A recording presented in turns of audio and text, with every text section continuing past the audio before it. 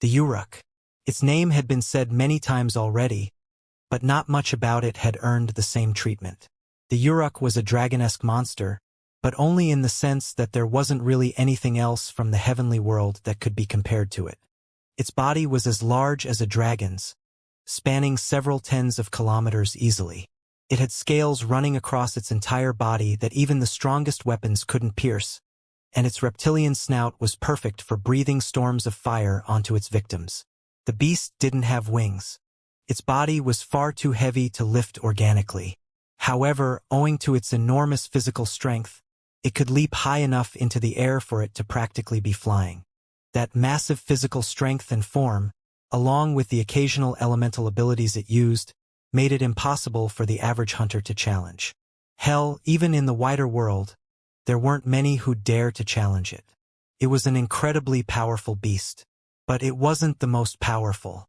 From what Damien heard, he felt that the creature couldn't compare to a primal sovereign or some of the more terrifying beasts he'd met like the Azure Dragon. Its description seemed exaggerated, and while its capabilities weren't anything to laugh at, he also didn't think it was strong enough to scare him. He maintained those thoughts when he saw it in person, but he understood where the rumors came from. That thing is a real beast. It was ugly with no semblance of humanity at all. That wasn't to say more humanoid beasts provoked a sense of security. It was more a look into the creature's eyes. Even dragons had eyes filled with intelligence. There was a reason to both fear and revere them, whether they had sentience or not. The Uruk had a face straight out of a horror movie, and its eyes were deep and soulless. It lived only for blood and territory, something only the most barbaric of people could ever grow to worship. It lay there, slumbering in a clearing large enough to build several cities on, taking up the majority of the space. Damien and Talia were roughly 1,000 kilometers away still, but that was barely an inch to someone of Damien's strength. He gazed at the beast, trying to gauge anything from it. However, as expected, it's easier to do it firsthand. Talia would be safe at this distance. Damien knew the Uruk's strengths, and it was up to him to find its weaknesses. Was there really a need for him to wait? "I'm engaging." He left those words for Talia, but by the time she registered them, he was already gone. "First off, let's test those scales." Boom! Damien flashed away. He could barely teleport as he'd only skimmed the surface of this world's spatial laws, but his speed was more than enough to mimic the act. He pulled his fist back, covering it in barrack, and slammed it forward against the Uruk's snout. It was quite a loud movement. Naturally, the sensitive beast was immediately alarmed by his presence. Its eyes flashed open, and the first thing it saw was the reason why it felt a dull pain rattling through its skull. Barrack exploded outward, creating a flurry of black clouds around Damien and the Uruk. The impact force of Damien's strike slammed the beast's head into the ground, but it rapidly recovered, almost completely absorbing the impact into its body without a problem. Ruawire. It let out a violent roar as it scanned the surroundings for its attacker. Without detecting even a flicker of his visage in the vicinity, the Uruk attacked wildly. It spun its body in a circle, using its thick tail to slam through everything within its radius. Boom! Boom! Boom! Boom! Boom! Glass-like trees shattered and exploded, sending shrapnel flying into the air. Countless beasts were left without homes and rapidly scrambling away, wondering just who the hell decided it was a good idea to provoke the Uruk. And Damien was standing in the air, totally unaffected by its outburst. Those scales are no joke. With a defense like that, I'd probably need to use destruction laws if I wanted to do any damage. Unfortunately, he didn't have access to those. So just blindly attacking until it drops dead isn't an option. It was a shame, but it was pretty obvious this would be the outcome. All right then, let's move on. Damien's arsenal was pretty limited right now. He could use Barrack just as proficiently as he could use mana, and his capacity for it was nigh unlimited. However, when it came to laws, he was still quite weak. The progress he'd made in comprehending them was quite pitiful over the past year, but it was mainly because he didn't actively try to comprehend them. He was allowing his body to naturally adapt to the laws so they came to him instead. This way, he'd meet them in their purest forms, which would allow him to gain more knowledge on the alternate cosmos itself. He made this decision for his long-term benefit, but in the short term it was quite inconvenient. In any sense, Damien had a ton of experimenting to do before he could actually kill the Uruk. But since he was quite a sturdy specimen himself, the Uruk wouldn't be able to kill him while he did. At least, that was Damien's assumption from what he'd seen and heard thus far. To see if it was the truth, all he could do was take action. Damien charged back into battle. The Uruk was currently looking for an enemy on the ground. It didn't know he could fly, which was his advantage. He didn't want to give it up easily and let the beast start confronting him in the sky as well, so before he attacked, Damien returned to surface level. And he went berserk. He used his fists as his main weapon, practically engaging in hand-to-hand combat with the Uruk. Explosions began to cover the jungle over a radius of several hundred kilometers in every direction except the one where Talia was. Damien did say he wasn't going to opt for a physical battle with the beast, but while he was testing its capabilities, this was still the best method. Therefore, he attacked like a beast as well. The scene was hard to describe. Well, it wasn't really, but from Talia's perspective, the scene was the most improbable thing she'd ever seen. A human and a massive beast were wrestling, throwing each other to the ground and slamming into each other's bodies with all their power. And that human wasn't showing any signs of exertion as he went blow for blow with the Uruk. This is a real battle? Talia's eyes were as wide as saucers, practically popping out of her head. She'd never seen anything like this before. She didn't know a human could have such power. She suddenly had to reevaluate Damien entirely. And within only a few minutes, her reasoning for watching this battle changed completely. Even if Damien was hurt, she didn't think she could help him. She now understood why he seemed to laugh at her when she confidently came and claimed that she would save him. But she still had every reason to be here. Her instincts screamed at her. Somebody needed to witness this moment. The moment humanity overcame the wild. It was a place the tribe had been yearning to reach for its entire length of existence. And Damien was about to take them there. That was what she felt as she watched him. Boom! Another explosion. Damien was thrown back several tens of feet, but the Uruk had it worse. The massive beast was flung into the sky, its back facing the ground. It wriggled around, trying to reorient itself to land on its feet. However, was Damien going to allow that? Bang! Bang! Bang! Bang! Waves of Barak rushed into the sky. Every time the Uruk moved, a wave of purple-black energy struck its opposite side, canceling out its motions. All right, stage 1 is over. Damien smiled. He had taken some time to get here, but it was all according to plan. The Uruk was powerful. Damien understood that its power couldn't be underestimated from the start. It hit him like a tank whenever it could get a hit in, and the fiery breath it let loose was enough to turn the surrounding jungle into a molten hellscape. It hadn't even used the acidic breath attack it was said to have, but it was safe to say that Talia was the only living being remaining in the vicinity.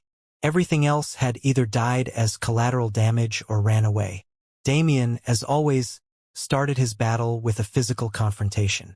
Through it, he learned how dense the Uruk scales were. After that, he continued provoking it so he could learn its attack patterns and weaknesses. After experimenting for a while, Damien got a hold of the information he wanted. The Uruk was as heavy as it was strong. It moved slowly, but its large sweeping attacks seemed to reach its enemies before they could react. Damien, however, was able to use its slowness against it relatively easily, especially when it was combined with the beast's limited range of vision was exploited too. The Uruk had forward-facing eyes just like most predators, but its body was too big for it to completely make use of the advantages that gave it. It had huge blind spots that got bigger as one got closer to its body. From those blind spots, Damien could easily land any attack he wanted. The problem came back to its defense. The beast had evolved through millennia of battle, after all. A weakness like that had been covered long ago, specifically with a dense canopy of scales that Damien still couldn't puncture. Hence, he put the beast in the air. I think that'll be the method. It may have seemed like Damien made no progress at all, but he actually did get somewhere with his experimenting. By ruling out so many possibilities, he was left with really only one way to kill the beast. Flash! He flashed into the sky and slammed his foot down on the Uruk's underbelly. The beast came crashing down to the ground at a speed fast enough to turn any other creature into a bloody mist. Boom! The Uruk didn't have sentience, but it was smarter than the average beast. It understood that Damien was an enemy it had to take seriously, and it understood that he was looking for its weaknesses. However, it was unaware of what he found, assuming that, like every other challenger, Damien was stumped by the defensive power of its scales. With that assurance, it waited for the perfect moment to strike back. And this was the one it found. The Uruk could be slow at times and fast at times. It really was difficult to understand the limitations of its movement capability. This was entirely intentional. Until it found the opportunity to corner its opponent, the Uruk would never show its true power. That was why, as Damien watched with wide eyes, the Uruk managed to flip itself during its split-second freefall and land on its feet. Ruo Weir. It wasn't just a roar. The Uruk accurately pinpointed Damien's position in the sky, and, with its jaw open, it spewed a mixture of acid and flames that blanketed the sky. Damien was caught in the attack. No matter which direction he moved in, he wouldn't be able to escape before his body was too damaged to move. The Uruk's acid could melt most metals and go through organic material like butter. Just like its speed, its acid was an attack saved until the final moment. That meant the Uruk was confident Damien would die here. Unfortunately for it, Damien was a half-immortal. There it is. Damien saw it the first time the beast used its breath attack, but he wasn't completely sure. The Uruk seemed like a beast that prioritized defense, but it really didn't. It was born with inherent strength, and that was the basis of most of everything it did offensively. The Uruk's evolution through its life was to use defense as offense as well. By getting rid of all its weaknesses, it could become an unbeatable enemy to anyone. That strategy got it to the position it was in today. Usually, for beasts that had densely protected exteriors, the solution was to attack their internals through their orifices. The Uruk was aware that its mouth would be a tempting target for its enemies, especially while it was shooting flames. Therefore, it evolved so that its throat would be closed off when it did so. The inside of its mouth was also reinforced so that its tongue and the areas connected to its nose and other organs couldn't be pierced. This way, in its most vulnerable moment, it wasn't actually vulnerable at all. Damien had been increasingly impressed with the Uruk's instinctual intelligence as he fought it, but at the end of the day, it was still a beast ruled by instinct. If one looked at the minute details, one would find countless cracks to exploit. The one that Damien found was related to its mouth. Let me retreat first, since he could see a certain woman whose skin was usually a dark gray color sitting in the distance, her face a pale white color. If he didn't show that he was fine, she would surely have a heart attack. Plus, I need a better angle. Damien pushed out of the acid cloud. Barak gathered in his hands and feet. Bang! Bang! Bang! Bang! The purple-black energy blasted through the atmosphere, slamming into the Uruk's body from every side. As the Uruk maneuvered to tank them with its scales, it failed to realize they were just a distraction. Shik! Shik! Two massive needles made of Barak punctured the beast's eyes, rendering it blind. Ru-Oria air. As always, the beast's instinct was to clear everything around it. It thrashed around in case the enemy was near, and it shot waves upon waves of flames and acid into the skies in case the enemy was trying to retreat. Just like clockwork, the instinctual patterns of a beast, especially an arrogant beast, would never change. As the Uruk's flames died down, there was a split-second opportunity. In the spark of an instant before it closed its mouth, there was a flaw. The defensive wall that hid its throat from enemies went down, and Damien was given access to the easiest method to kill a massive beast. Vroom! He summoned a tsunami of Barak and condensed it into a 100-foot-long harpoon. His muscles bulged and flexed. He assumed the perfect form, transferring the energy contained in his flesh into the Barak. And as he pushed his arm forward and let go, the harpoon flew at a speed comparable to light, practically becoming invisible to onlookers. The rest was history. Damien's barrack had no plans of staying hidden for long. The second it hit its target, it exploded, and the world quaked in fear of its power. Barrack, or rather Malak, the Gehenna tribe viewed it as an impure energy. Their tribe had always been unconventional in their use of the energy because they didn't believe that it was beneficial to absorb it in its natural state. The spirits allowed them to purify the energy, and with their weapon techniques, they were able to turn the energy into the pure barrack that they'd been using for the majority of their existence. There was nothing wrong with this method. The Gehenna tribe had access to a unique set of powers that nobody else could use, and their familiarity with it allowed them to wield it with enough power to protect themselves. However, what was this? What was Talia witnessing right now? Damien used barrack in its normal impure form. Unlike the white halo that appeared around the Gehenna people when they wielded the energy, his was purple and black, with a heavy aura that was more than just suffocating. She'd seen it before. It wasn't much of a surprise, since it was already known that people outside the tribe didn't use pure energy. However, the level to which Damien used it was something she'd never seen before. He didn't even try to control the energy's form. He allowed it to flow as it pleased, and in return, the energy responded to his wishes and did exactly what he wanted it to. The entire time he was fighting the Uruk, she watched his energy move. It enhanced his speed and strength, it fortified his body, and it could do practically anything as long as Damien wanted it to happen. Against a monster who could use energy like a fifth limb, what could the Uruk do? Talia didn't understand that Damien was baiting and probing the beast.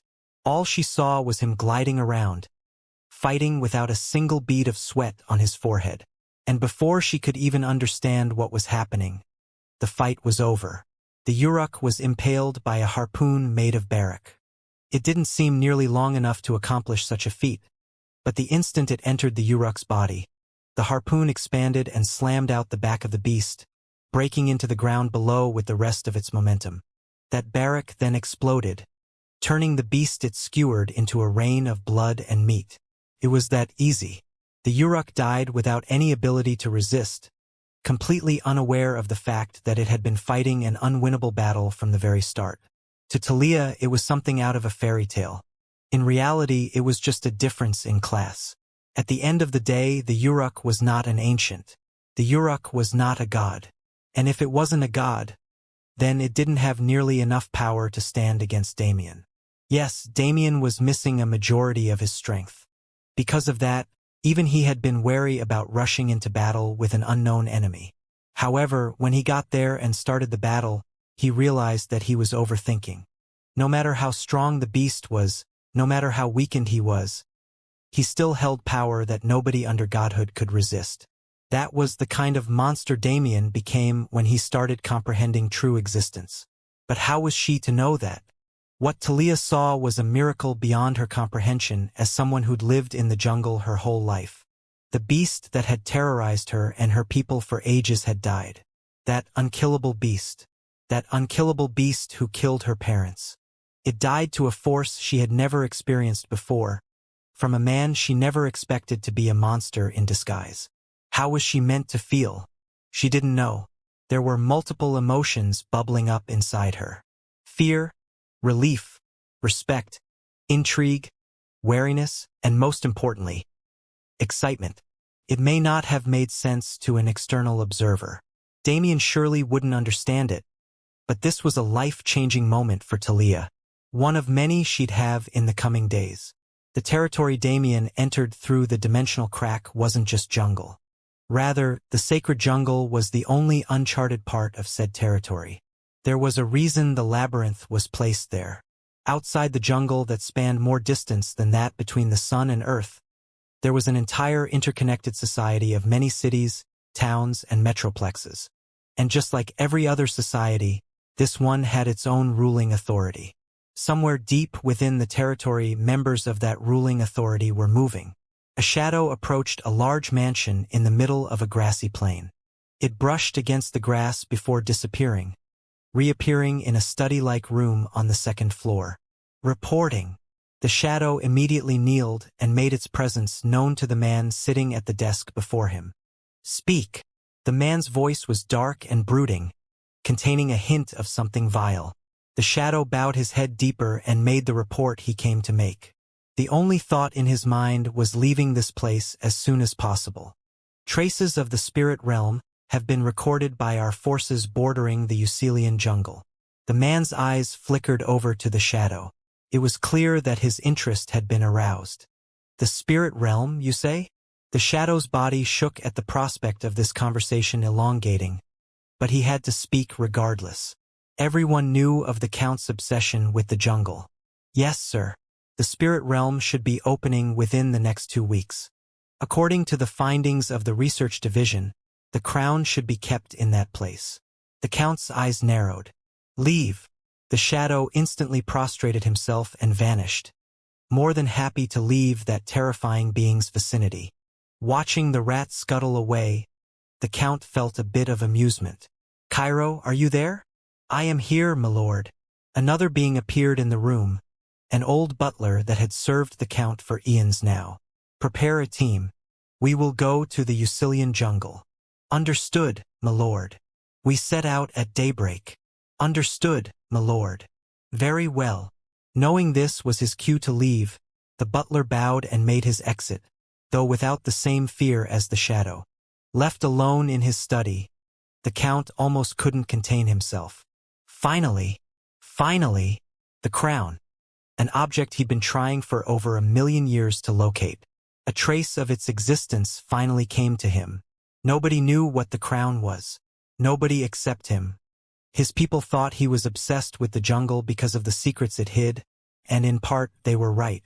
However, the reason he became obsessed with the forest was a story that dated back many, many years, to a certain encounter he had in his youth. He remembered the things he heard that day. As long as I have the crown, he would become invincible. As long as I have the crown, he could kill his god. The night passed quietly, with none the wiser about what was to come. And when the red sun came over the horizon, the Count's party set out. The Saintess was never wrong.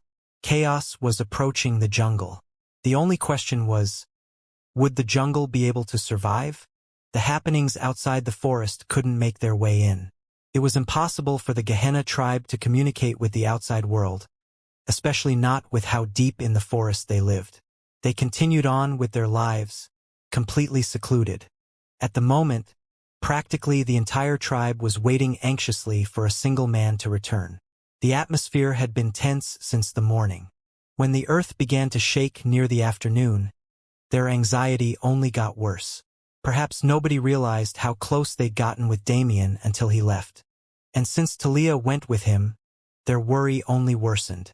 Of course, the Saintess had supreme confidence in her decision. She showed no signs of stress despite her successor going to fight the Uruk, and that was the only reason the rest of the village wasn't in a panic right now.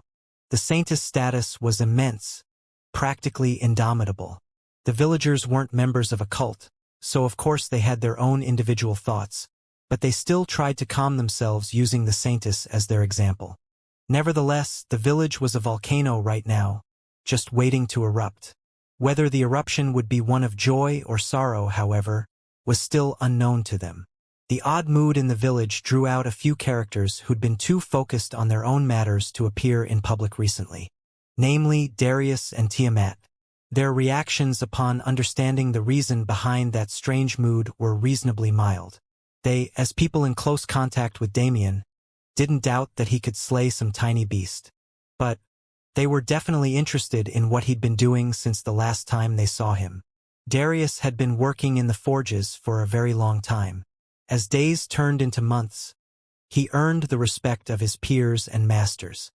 His fire control became superb, and his power became far more pronounced. Darius began showing an appearance like the true owner of the sun and moon divine flame. Because of this, quite unfortunately in the sense of timing, Darius was sent on a mission at a nearby volcano, where he could enhance himself even further. He only recently returned, and hearing that he missed Damien's show in the forge, he was definitely saddened. But, promising himself that he'd ask his brother to teach him some skills when he returned, Darius returned to the forge to train. He'd become quite attached to the art, after all. Tiamat wasn't all that different. She was naturally more indifferent than Darius, But she did have an interest in what had happened in the village in the past year. She hadn't been anywhere close to her. The instant she got accepted by the village people, the women took her away, claiming she had impure air around her mind and heart. They took her to a small Zen garden with a waterfall and a calm atmosphere one wouldn't expect in this brutal jungle. Tiamat was opposed to doing what they wanted of her. Some of it seemed relaxing, but others seemed to be trying to turn her into a more traditional woman, which she wasn't a fan of. She did end up doing as they said, though. Not because she had a sudden change of heart, but rather because she found out that the garden was the perfect place for her to connect with the world. The so-called chaos in her heart and mind was caused by the confusion she felt towards this world. The best way to solve that confusion was to understand the world itself. She only participated in the various asks of the tribeswomen once in a while. The rest of the time was spent in meditation, which was why she hadn't been around. Tiamat came out of meditation for one reason. She felt danger approaching. Something in the world seemed to be changing. A vile aura was approaching, and Tiamat felt that if she didn't leave seclusion, she would regret it for the rest of her life. It was only a coincidence that she came out in time to experience this. The moment when Damien and Talia arrived at the entrance of the village without a single scratch on them. As they stepped into the village amidst the silent gazes of the tribespeople, Damien smiled and waved his arm through the air. Thud. At first, it wasn't clear what had fallen to the ground. In a pile of meat chunks that seemed primed for cooking, half of a massive head was buried. They recognized it instantly. The Uruk. From her place high above the village, the saintess spoke, her words resounding through every nook and cranny. Has fallen. That was the last silence the tribespeople would experience for several days. They erupted into cheers. Damien was immediately engulfed by the crowd and picked up. He was being paraded around the village before he knew what was happening. People got to the drums, letting music alight the village. It was time for a celebration. As night fell, the meat of the Uruk was cooked to perfection. Actors and dancers came out to give performances on Damien's valiant feat, as heard directly from the mouth of Talia. Everyone indulged in food, drink, and entertainment without limits. Damien, as the main character of the event, was seated directly in the middle and given the treatment of a king. Talia was nowhere to be found, but she wasn't the type to indulge in such events in the first place. And while Damien thoroughly enjoyed the atmosphere and appreciated the way the tribe regarded him as one of their own, he also wasn't particularly a fan of parties. He stayed with the villagers until a little past midnight when the alcohol started getting to him, and when he saw the opportunity, he slipped away. He headed deep into the jungle. The Uruk was dead, and since he killed it, the surrounding beasts considered him the ruler of this territory. As such, they didn't dare to even think of attacking him. The night view here was peaceful. This world wasn't like the heavenly world whose stars were artificial. Out there, beyond the barrier that encaged this territory, was a sea of stars completely foreign to Damien. I want to see it. Even disregarding his path to existence or the war with the foreign races, he really wanted to get out there and explore the sea of stars. That was a desire he'd never lose, no matter how old or powerful he got. He remembered that day. It was the first conscious memory he had in life. It was the moment he awoke from the delirium of infancy. The stars decorating the sky, creating a beautiful mosaic that no artist could ever hope to replicate. As a man, he'd already conquered the stars he saw that day. He was looking at a new sky now, a new horizon. Yet, there would never be anything more calming to him than that wondrous mosaic painted in the sky. Damien took a deep breath, thoroughly enjoying the cold breeze against his skin. Something good will happen soon. Gehenna would open in just a few days. He wanted to spend those days in peace just like this. However, he sat up, preparing to greet the person approaching him from behind. Ha! I wonder what it'll be this time. There was only one person who would visit Damien at a time like this, and really only one who could find him. The person timidly approaching from behind was naturally Talia. She had taken some time to herself to process what she'd seen in the jungle earlier. For that reason, she didn't attend the party or even speak to Damien ever since he killed the Uruk. Their return was a silent one. and while she did entertain the tribespeople when they asked her about the battle, she really needed to consider all the thoughts carelessly swimming around her head. In the end, she found that none of her questions would be answered unless she went to the source. It didn't take her long to find Damien. There were many beautiful locations in the jungle, but Damien always went to the same spot to look at the stars when he wanted some time alone. Usually, Talia wouldn't disturb him when he was here.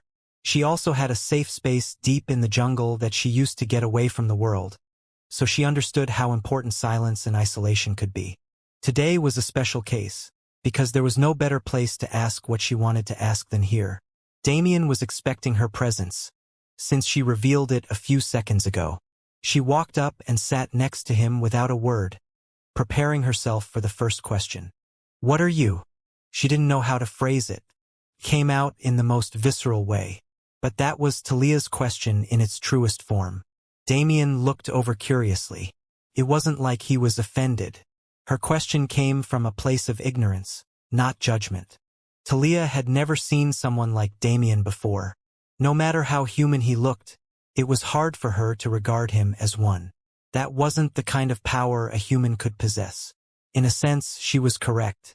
For Damien to handle this power, his body had changed to the point where even the system couldn't determine his race. And even if that wasn't the case, he was still more than human. He was divine. Divinity was like a race of its own. One's original race and roots wouldn't change when they achieved that level, however. That race would always be prefaced by their divine status. They were demigods and gods before anything else. But there was no way to explain that to Talia. What would happen if Damien told her he was a divine being? She, as someone whose worldview was defined by her surroundings, would never be able to understand it properly. Worst-case scenario, she'd get offended or even think of him as someone deserving of worship. Neither outcome was good. Though Damien knew it would just fry her brain rather than provoke such a drastic response. It was still useless to try and explain divinity to her at this point. Because of that, Damien had no real way to answer her question. He really was the monster she saw him to be. Whether that was a good thing or a bad thing was up to her. "What kind of answer do you want?" It wasn't the response Talia expected. She didn't know what she wanted to hear. "A truthful one," she said. That was where she settled. Damien nodded. What she wanted wasn't a figurative answer, but a literal one. Her curiosity stemmed from what she'd seen. She was already aware of Damien's personality. She wasn't going to classify him as something other than what he'd shown her just because his power was so monstrous. She genuinely just wanted to know what he was. So he gave her the answer she desired. "I don't really know. I started as a human, but that changed as I changed. At this point, I've become something far removed from that humble beginning. For the sake of that power? Rather, as a result of it." "I see." Talia furrowed her brow. "Then, if I reach your level, will I still be human?" "I don't know that either. That depends on the path you decide to take." Talia nodded thoughtfully. She seemed quite connected to her roots as a human. When Damien was younger, his brutal mentality meant he was willing to sacrifice anything for power, so a race change always excited him. It made him feel the weight of his power physically. He later became more attached to his humanity, but his thoughts on his actual physical race didn't change. Could change as much as it wanted to. As long as his humanity was maintained, he'd be a human. That was the answer he had for Talia if she'd asked the same question more figuratively. But she instinctively understood this reasoning and didn't need it explained to her. Damien still didn't understand why Talia had come to him. She didn't ask him much after that either. Just a few questions on how his power worked and how he used Barak. Afterward, she just sat there in silence. She was considering many things inside her mind. Surprisingly enough, she learned more from that first answer than anyone could imagine. To Damien, her reasoning for seeing him was confusing, but she wasn't as confused as he thought. Damien just wasn't used to people like her. She didn't come here with some sort of deep question in mind. The curiosity that burned in her soul was about those things she didn't know, and human emotion wasn't included. Everyone, no matter how secluded, experienced emotion the same. Talia witnessed something beyond the scope of her existing knowledge when she saw Damien fighting the Uruk. She questioned whether she could achieve that level, and she questioned what would happen if she did. Her desire for knowledge was more practical than most. But there was definitely an aspect to it that others wouldn't understand. She didn't quite get it either. Was she questioning the tribe's beliefs? Was she wondering if she should use Barak more recklessly? First she was. But Damien told her that he changed as a result of the power he had. He didn't change for its sake. In the same way, she didn't have to change for the sake of power. But seeking its peak would result in change regardless. That was the kind of change she wanted. Therefore, rather than questioning the tribe's methods, she went a different route. I will become as strong as you. I'm sure you will. It was a statement she couldn't have said if she knew about divinity, but precisely because of her naivety, Damien believed she could do it. I will get there with the tribe's techniques. I'm excited to see it. The way they interacted had changed somewhat, but Damien didn't mind. He also found the Gehenna tribe's techniques interesting and had actually done some work on his own to improve them. He was actually planning to give that method to Talia soon, but seeing this change in her, he changed his mind. It won't be too late once she's figured it out on her own. The night passed in relative silence. Talia left Damien alone a few minutes after that short conversation, leaving him to gaze at the sky alone again. To Damien, it was just a passing moment, a promise from someone young and full of energy. But for Talia it was monumental.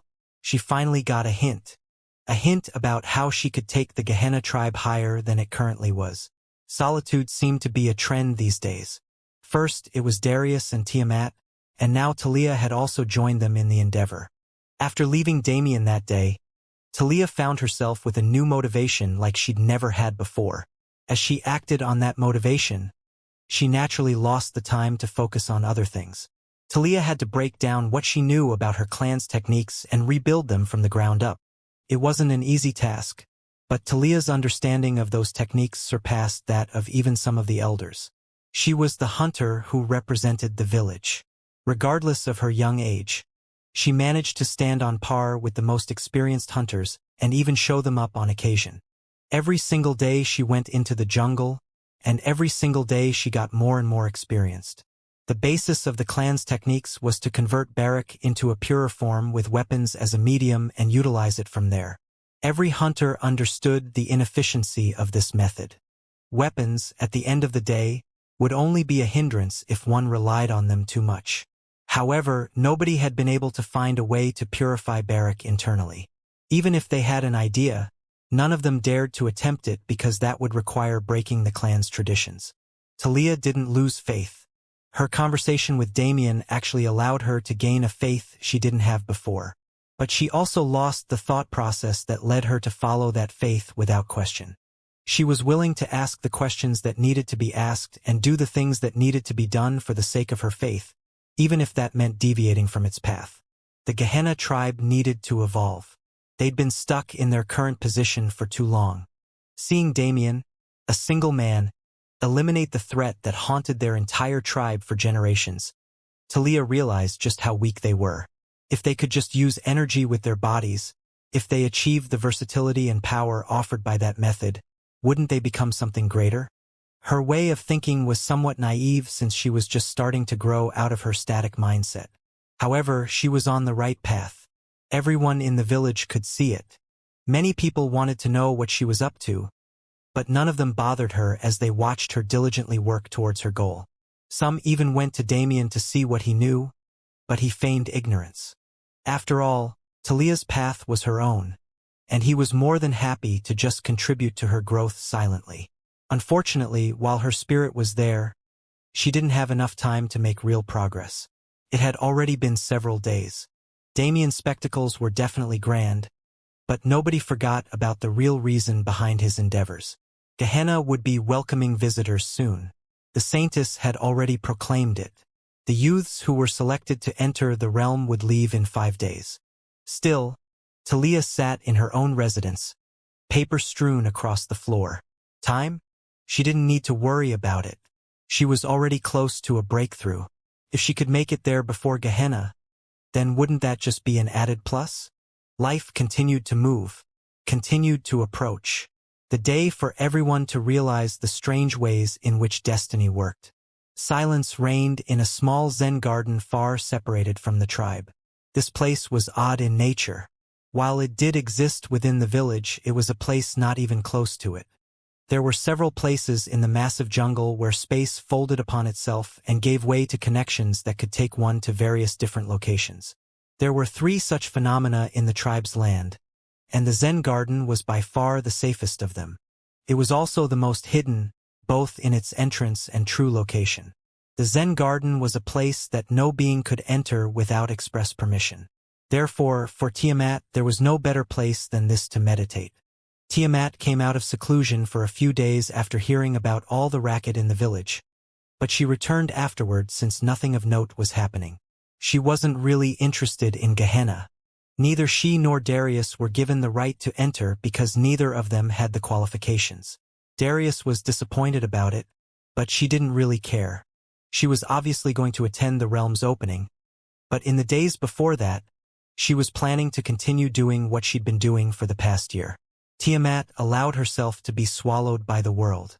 One had to wonder what she wanted to see. Ever since her youth, Tiamat had been alone. She never felt a connection to anyone or anything. In fact, the only semblance of the feeling she got before meeting Damien was the closeness she felt to the prison that entrapped her for over 10,000 years. However, this world gave her that feeling. She wanted to know why. As for what came after that, even she didn't know, because she had little to no information about what she was actually looking for.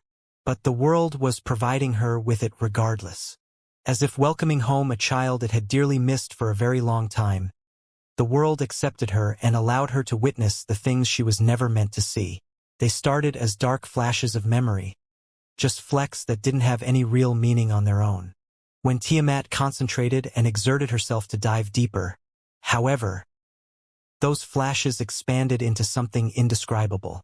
This world's energy accepted her. Instinctually, she felt that this place was her home. But how? She had never been here before. It didn't exist in her memories no matter how early she went. Those flashes told a different story. She saw herself, or rather, a version of herself that she didn't know. A dark queen, yet a newborn baby. An unbelievable monster born from inconceivable circumstances. Lost in reality, trapped in the depths of her own mind. A figure was there, a huge figure she could never seem to see the face of. Something about that figure felt familiar. As its hand approached closer to her, she felt what should have been warmth. It was cold, extremely cold. That being was not human. That being was not living. Yet it was alive, and it terrified her. From that being, she felt what should have been love. But it was really the indescribable urge to tear her to shreds. Her existence was a burden. Her existence was a blessing. What was she? Not a single person knew. Tiamat clutched her head. It hurt, like thousands of needles were stabbing into her scalp. She didn't understand what was flashing through her mind. The more she saw, the more uncomfortable she became. She pushed on for the sole purpose of getting what she wanted, but the further she pushed, the further she seemed to move away from reality. Yet, the less real reality felt, the more she felt as if she was witnessing the truth behind the images shown to her. For the past year, she'd only been experiencing spiritual chaos. That chaos had been dying down recently, but it still appeared in the aforementioned form, a blob of memories and words with no semblance of rhyme or reason. She wanted to see the bottom of it. But for now she had to take a break. Not only to calm her own psyche, but to witness the event that everyone had been waiting for. Gehenna. It was finally time for Damien and the rest to enter that realm. Many things had to occur before Gehenna could be entered, but the time to enter was approaching fast. The ceremonies of the tribe were incredibly important. As a society that lived by tradition, they believed it absolute. The events began 3 days before the day Gehenna appeared. First came a tribute to the spirits, a ritual to request protection for the young ones entering their realm.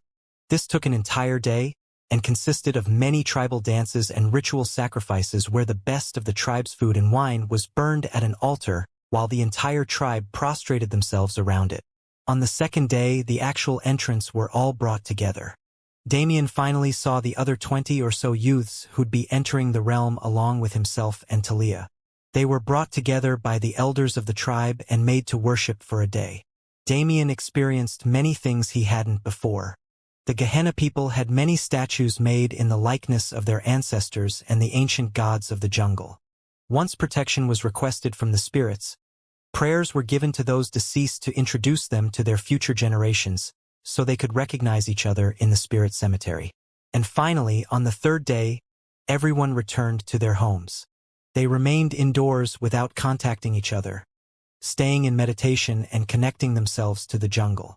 Damien also used this time to meditate. The reasoning behind the event was to clear away the trials and tribulations of reality from the hearts of the tribespeople. Meditation to connect with the jungle, to tune themselves into frequencies only those ethereal forces could sense, meant reaching a state of selflessness. That state brought one closer to truth. It brought peace to the heart and mind.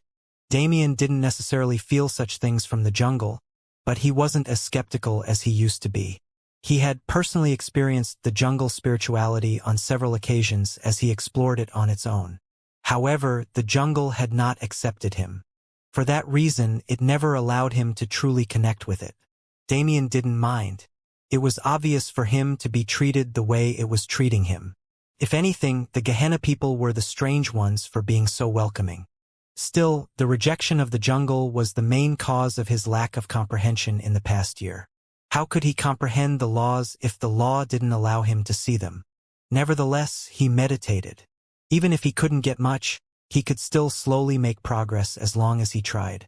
The night passed as everyone in the village partook in the traditions, and when the sun broke over the horizon again, everyone gathered again. Damien and the rest were led into the forest under the gazes and cheers of the village people. The youths were proud. Talia had a serious expression on her face, but even she couldn't hide the excitement in her eyes. They walked through the forest with the guidance of the elders, taking a path where they encountered not a single danger until they reached a clearing roughly 10 kilometers from the village. This location had an aura of spirituality that even Damien could sense. Here, Gehenna will embrace you. Sit down and meditate. The saintess spoke, motioning towards the center of the clearing. Damien and the rest walked there and followed her instructions. Once they were in a meditative posture, the saintess raised her staff into the air and began chanting in an ancient tone. The language she used was different from the ones Damien had learned, but it shared a resemblance that made it evident that it was an ancestor of the languages that existed in the current era. The entire village had followed them here. They formed a circle around the clearing and watched as the elders raised their staffs behind the saintess and joined her in her chanting. Little bulbs of white light, like dandelions in the wind, rose from the ground and decorated the entire clearing. Those light balls gathered together and flew into the sky before cascading down as a collection of auroras that beautifully lit up the clouds. A hazy mist filled the air, blurring not only vision, but consciousness. Damien kept his eyes closed and felt the changes. He could sense space getting more and more chaotic, reaching a breaking point where it would swallow everyone sitting in the middle of the clearing. It's time. Within a few seconds, he would be entering that mysterious place called Gehenna, where, according to the saintess, he'd find his destiny. He readied himself for the transportation, sinking deeper into meditation until, he felt something enter his palm. His eyes peeked open, and he subtly saw the movement of the saintess' hands, along with the smile on her face. It wasn't a happy smile. What did that smile mean? He wanted to check what she had given him, but before he could, he found himself stuck in the midst of a spatial transmission. He gripped his fist, making sure the object wouldn't fall out, and allowed the energy to embrace him. And, in a single moment almost completely hidden in an aurora of light, the group of 20-something individuals vanished. Silence reigned in the clearing. The tribespeople looked at the saintess, while the saintess stared into the sky. She brought her staff down slowly and turned around. The expression on her face was now one of utmost seriousness, completely different from the one she sent Damien and the rest off with. Prepare for war. Damien stood at the entrance of Gehenna. He didn't pay a single bit of attention to the realm. Instead, he took the token that the Saintess put in his hand in that final moment and read its contents. The tribespeople got their weapons ready. Though Tiamat and Darius didn't understand what was happening, they prepared themselves as well. The things written on that token weren't small tidbits of knowledge at all. This cosmos was called the Sacred Abyss Universe. The one Damien came from was the true Void Universe. This cosmos was ruled by a being called the Dark God and his ensemble of lackeys, organized in a feudal hierarchy system. And this territory where the Gehenna tribe lived was ruled by a count, a god that viewed lesser beings as ants. These were facts that could have been mentioned outside. Why did they fuck? Damien roared when he realized it. But it was already too late. He was not able to tear through the realm and leave on his own without access to existence. It went just as the Saintess had planned. Damn it! He could only remain trapped here as she intended. As she stood before the entrance gate to Gehenna, the entire tribe behind her, she smiled. A terrible foe was approaching, carrying with him a terrible fate for the tribe. But everything would go as she planned. All the pieces would line up perfectly, no matter what happened as that great evil approached closer and closer. As long as she had any say in it, her tribe would not fall. It was difficult to understand what had occurred without experiencing it personally. The Saintess left a lot of information in Damien's hands, to the point where he could barely focus on the changed atmosphere around him. The information about the names of their two cosmos came out of nowhere and didn't seem to have any place in the rest of the things contained in the token. But it was a clue to what the Saintess power could achieve. As for what came after, it was a slew of knowledge about the Sacred Abyss Universe. More so, a slew of information about the world the Saintess saw. Damien never realized how powerful the Saintess was. Her power came from a force he couldn't see, so it was only natural for him to underestimate her. Damien had been in the Gehenna tribe for over a year now, but the time had passed so fast it hardly felt like it had been that long. The village people were great and welcoming, and in that atmosphere where he felt like he could do whatever he wanted securely, his perception became hazy. He was already disconnected from the laws. When he was fed a proverbial lotus that made his awareness of reality drop, the effect was only multiplied. Everything had gone according to the Saintess plans from the moment Damien's group arrived in the tribe. Everything had taken place in such a way that Damien would be rushed into Gehenna without a chance to reconsider things. Because if he just sat down and thought about it for a second, he obviously would have found something odd about it all. The Saintess knew something bad was coming for the tribe, and she knew exactly what it was. The problem was that she didn't see a way for them to win against the threat they were facing. So, by any means possible, the Saintess drove destiny forward and pushed those who needed to see Gehenna into the realm before an all-out war broke out. But she knew her plan wasn't absolute, and those who entered Gehenna needed to come out at some point. That was the only reason she informed Damien, the Count, specifically Count Varix. He ruled this territory of the Sacred Abyss Universe and was one of 32 counts under the command of the Dark God.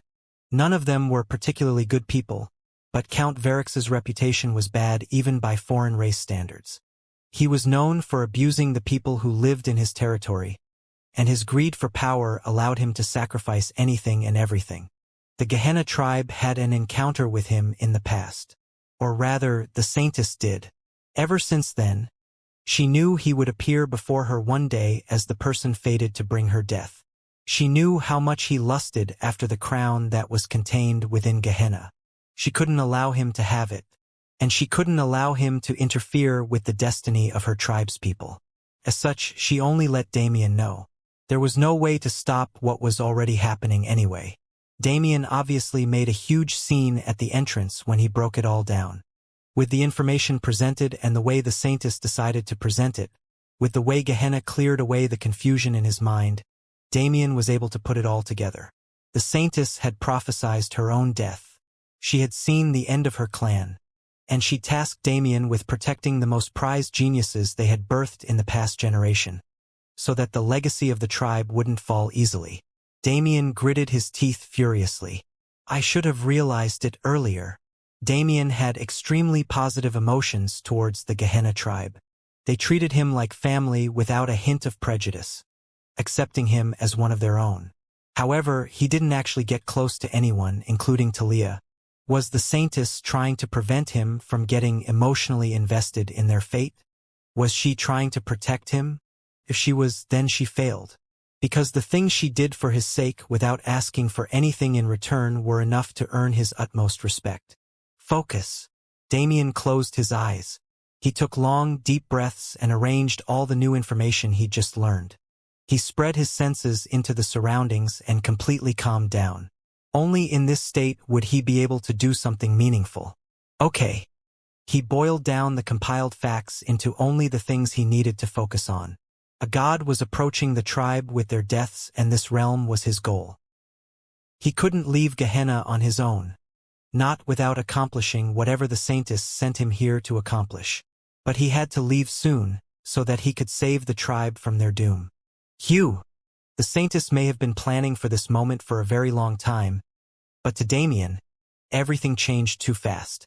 Life was calm until the instant Gehenna opened. If there was anything that stood out about it all, it was that the Saintess really knew how to hide her fangs. Focus. Damien kept his senses focused on the surroundings. He immediately felt the differences as compared to both cosmos he'd been in. The laws are chaotic. This place also had its own unique law form, which meant time is also different here. There was nobody else in Damien's surroundings. The geniuses were all separated during spatial transmission, which allowed Damien to act without worry. He sat down where he was, judging this area safe, and immediately went to work comprehending the time dilation. Time passed and he felt its flow.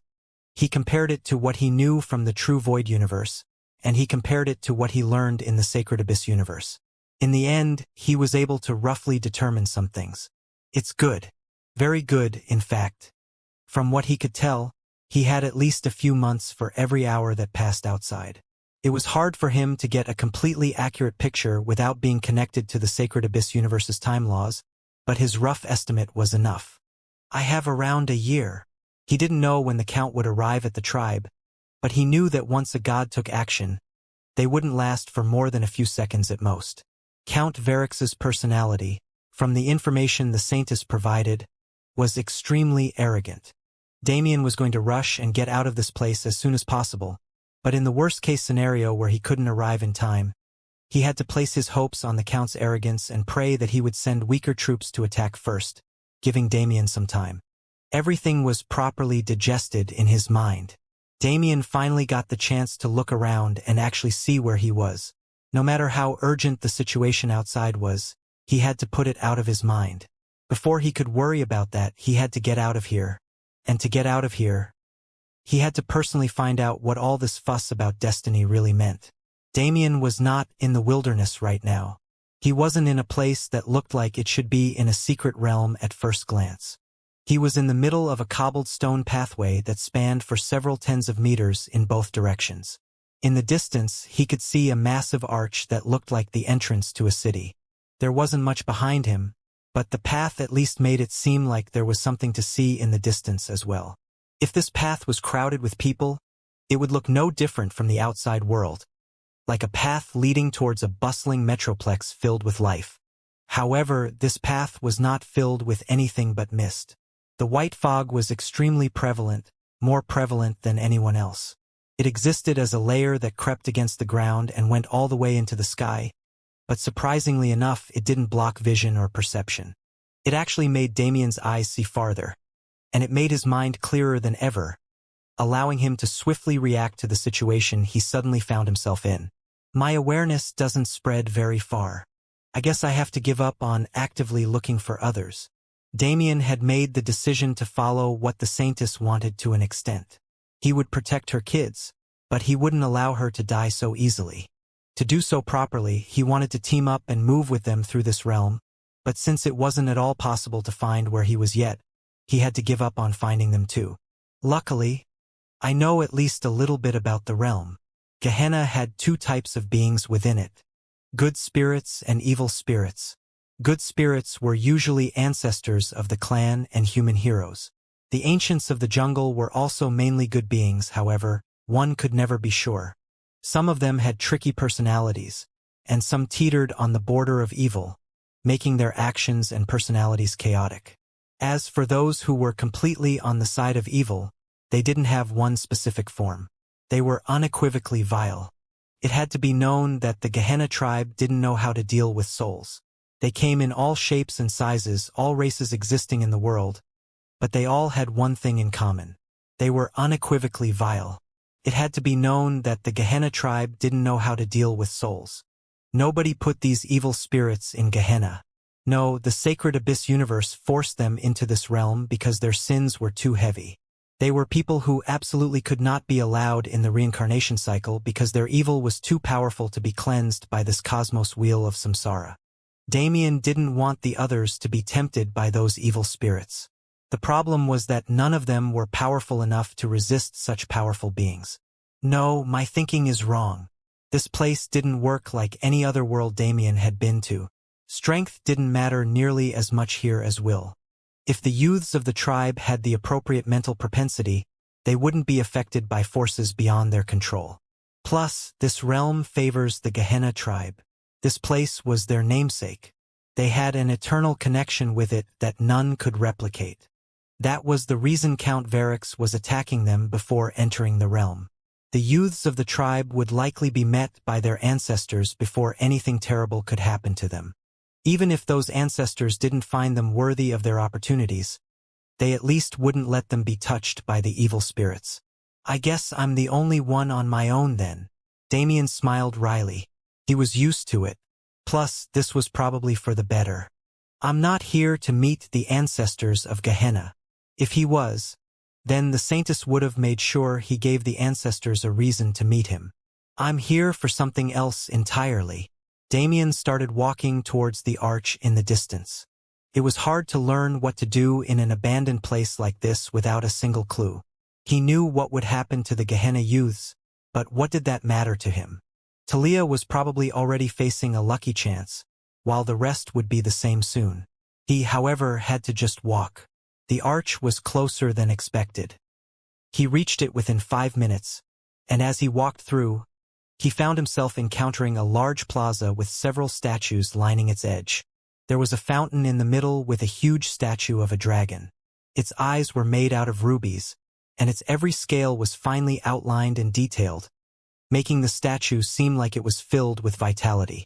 The loosely cobbled pathway turned into an organized gray brick formation that drew one's attention to the central figure. There was nothing around the plaza. The mist once again came in and shaded the periphery, making it seem like there was nothing in this world but this place. Damien carefully observed the floor, but he didn't see any mechanisms within it. He had the option to turn around and look for something else, but he had no plans to do so. Everything the Saintess said about this place tied back to destiny, that esoteric force that worked on all living things in mysterious ways. If Damien appeared here, he was meant to be here. He approached the dragon statue with caution, staring into its gemstone eyes. He could see some sort of glint within, even though there was no sunlight for the jewels to reflect. Are you alive? He felt stupid talking to it, but this universe wasn't short of its strange beings. It wouldn't be odd if the statue had sentience. Damien didn't receive a response to his call, but the eyes flashed strangely, indicating there was something here. He walked around under the statue, observing it from every side. I've never seen a dragon like this before. Damien was no stranger to dragons. He'd seen them in every shape or form they came in through the Azure Dragon's memories. However, this wasn't something he'd seen. A black dragon with red eyes. It was a common archetype, but this one had a particularly shaped scale pattern that seemed more like that of a fish than a flying beast. Do I touch it? Or... Damien moved away from the statue in the middle and looked towards those in the surroundings. More fantastical beasts. Not a single one bore similarity to another, and not a single one looked like something that existed in the true Void universe. And they were all staring at him with those gemstone eyes, soulless yet filled with spirit.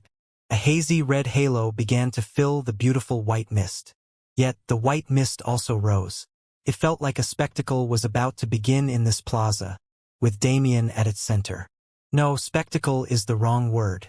This aura is. Damien was very familiar with it.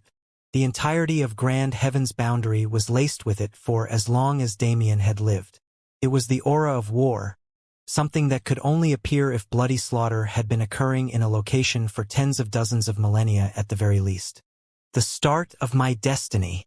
Damien watched as the statues came to life. A picture was painted in front of his eyes, one where he could see who these statues used to be. And as he guessed, the start of his destiny was here. The beginning, as always, is war. War. It was something Damien had long been used to, but this was a form he'd never seen it in. An illusion formed around him. He was encased in its grasp, and his body was changed into another one. Damien was sent to a place that bore similarity to the ancient battlefield, and on it, he was faced with and surrounded by two different armies. One was made up of dragons of all kinds. This was the group he was with. As for the enemies, they were a variety of mythical creatures including Cheilants, dryads, and everything in between. They oozed an aura of malevolence, a clear indication of their hatred for the dragons. And the dragons were filled with absolute pride, believing themselves unshakable. The war began before Damien had a chance to fully understand the situation. Both sides charged at each other, and deaths immediately appeared on both sides. Ah! Standing in the middle of it all, Damien suddenly felt a stabbing pain in his heart. He watched a dragon fall. He remembered that dragon's name, and he felt the anguish of losing a good friend. His eyes turned red with fury. Not taking a single second to think, he joined his fellows in battle, killing the enemy he didn't even know the identity of. And he killed. His claws, which were once only used to calmly trek the earth, became weapons that carried the blood of hundreds. His maw, only ever used to eat and speak, had been wetted with the taste of iron, a disgusting taste that easily became addicting. He was truly a powerhouse. He had never killed before, but when he was taken to the battlefield, his true purpose in life was revealed to all.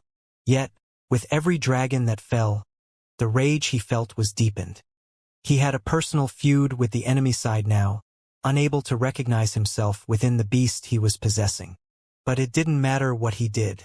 He was only a single dragon, recklessly charging in without a plan. He could kill as many enemies as he wanted, but his comrades would continue dying.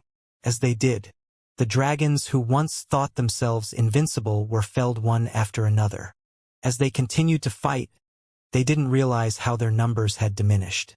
Damien wasn't aware of it either. His boiling rage was the only thing defining him. Under its guidance, he killed his way all the way through the enemy line, coming out the other side with not a single being in front of him. Only then did his eyes return to normal. Only then did he realize he was the only one left. How long had it been? The battlefield was long gone. His young body, which had never tasted war, was now built for it, covered in scars and wounds from previous battles. He was no longer just a youthful dragon. He was old, nearing the end of his life, and yet, his rage had only just faded. How long did he spend drowned in his emotions? Even he couldn't tell, but from the signs in his body and mind, he had been on a blind path of revenge for at least several tens of thousands of years already.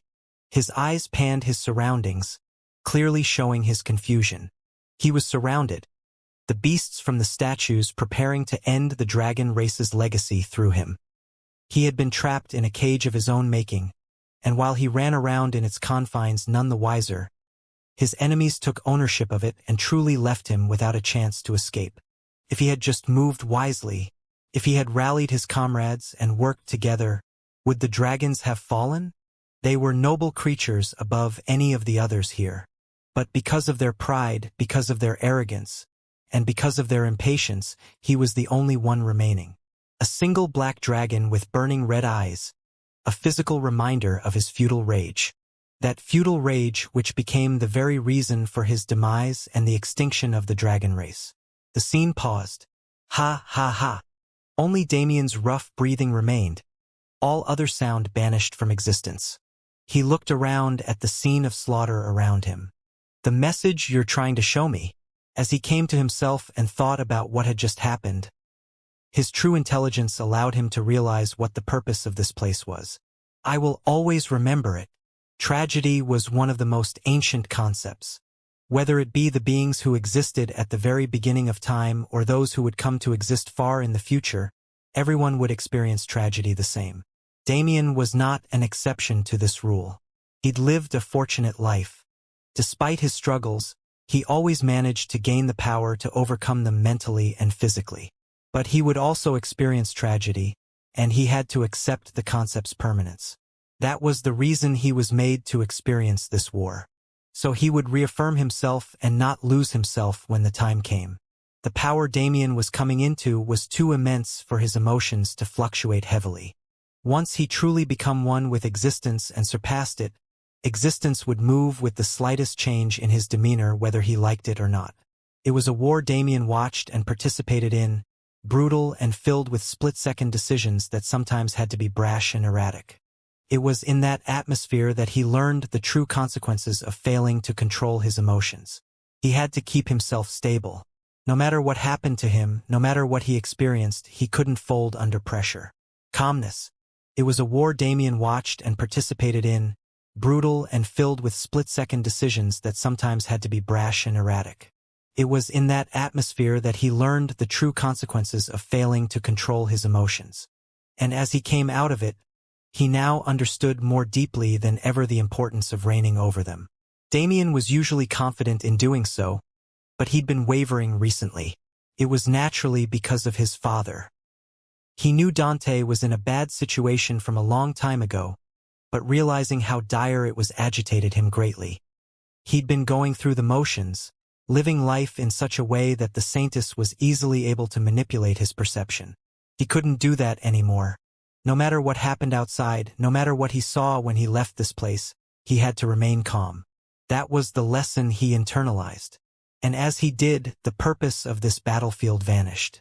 The great beings surrounding him began to fade. Their expressions now changed into warm smiles, visible even on their gnarled, beastly faces. They may have been enemies on the battlefield, but it had been a very, very long time since that battle ended.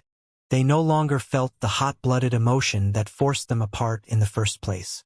Now, their role here had been fulfilled, which meant they could finally return to rest. They were tired of reenacting this same moment from the past over and over again. They were forced to do so because they could not satisfy the purpose their war was intended for. Damien's arrival changed that. They were finally free to enjoy the peace of Gehenna as they lived out the remainder of eternity. And Damien was also free. The mist opened a path for him when the ancient spirits departed. It was time for him to see what else this place had in store.